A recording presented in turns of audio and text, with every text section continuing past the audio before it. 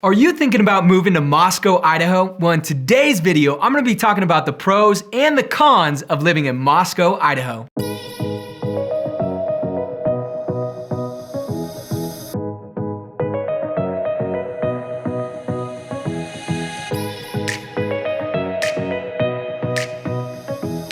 What's up guys, I'm Chris Carpenter with Story Real Estate, and if this is your first time on our channel, thanks for coming. And if you wanna know everything about what it's like to work, eat, sleep, live, play in Moscow, Idaho, and the surrounding areas, make sure to hit that subscribe button and also tap the bell icon so that you get notified every time we release a new video. We are literally getting dozens of texts, phone calls, emails of people wanting to relocate to the area, and we absolutely love it. So if you're looking to move to Moscow, Idaho, or Pullman, Washington, Lewiston, Clarkston, or the surrounding area, definitely reach out to us with a text, email, phone call, however you want to get in touch with us.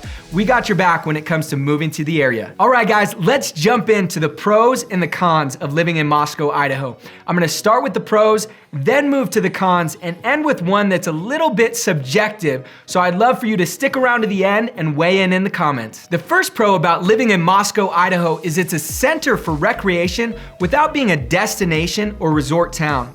So Moscow is situated between Coeur and McCall, where both of those are somewhat destination towns. Coeur d'Alene and McCall both have lakes and mountains for water skiing and snow skiing. Moscow is close enough that you can do a quick day trip to the snow or the lake, but far enough where you don't have a ton of people coming in specifically for that destination. Moscow also has tons of hidden recreation opportunities, whether it's fishing, hunting, hiking, mountain biking, cross-country skiing, or whitewater rafting just south of us. There are tons of opportunities for recreation all around Moscow. Second, Moscow has tons of options when it comes to schools. When it comes to grade schools, Moscow has 3 public elementary schools, 2 charter schools, 2 Christian schools, and some really amazing homeschool co-ops. In addition, Moscow has 2 colleges. The first is the University of Idaho, which is about a 10,000 student campus, and the second is New St. Andrews, which is a small liberal arts school. Third, Moscow has 4 absolutely beautiful seasons. The town of Moscow is surrounded by farm fields. So from summer to fall to winter to spring, the changing fields and trees are absolutely beautiful, and the seasons provide different recreation opportunities throughout the year. Fourth, there are some incredible events in Moscow throughout the year. From Rendezvous in the Park to Jazz Festival to Renaissance Fair, Art Walk, and the County Fair, just to name a few. These events are really fun. If you want to check out any of these events in more detail, we've done some spotlights in our Things to Do in Moscow series. I'll link it in the description. All right, guys, time for my shameless plug. If you do end up buying or selling a house with us and joining the Story Real Estate community, we have some incredible events throughout the year as well, whether it's our client party, pumpkin pickup, pie day, gingerbread house giveaway. We have some pretty fun events throughout the year, so if you are making a move, give us a call. Fifth, Moscow has an incredible farmers market. It was ranked within the top 20 farmers markets in the nation. So if you're looking to pick up some produce or home goods, listen to some live music, the Moscow Farmers Market is a great place to go. Sixth, Moscow is rated the best place to raise a family. And I'll tell you what, in raising my family here, from all the recreation opportunities to the events throughout the year to parks spread all around town, Moscow is an incredible place to raise a family. Seventh, for being a small town, Moscow has an incredible restaurant scene.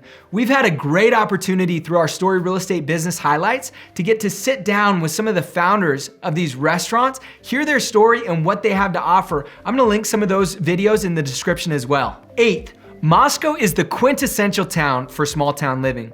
We literally have one main street called Main Street, and pretty much anytime you go to the store, you see and say hello to someone that you know. If you love small town living, you're gonna love Moscow. All right, let's talk about the cons of living in Moscow, Idaho. The first is that the weather in Moscow is fairly inconsistent. You know, we're always gonna get warm weather in the summer and cold weather in the winter, but when it comes to the snow in Moscow, you never know exactly when it's coming.